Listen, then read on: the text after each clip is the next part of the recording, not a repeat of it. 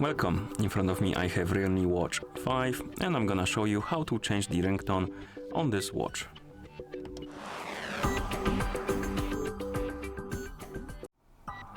First we need to wake up the screen, and you can do it by pressing the crown button. Then press the crown button again to open the menu. Now scroll through the menu, look for the settings icon and tap on it. In settings, find the option called sound and vibration and tap on it, of course. And here scroll down and you will see incoming call, ringtone and message ringtone. First let's tap on incoming call. And here we have the list of ringtones. You can listen to them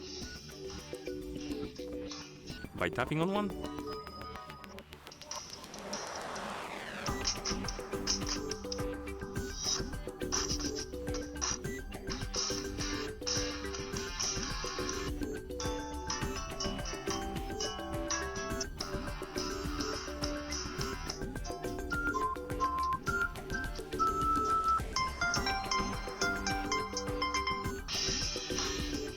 So select the one you like, and then you can go back by swiping right on the screen. Next we have the message ringtone.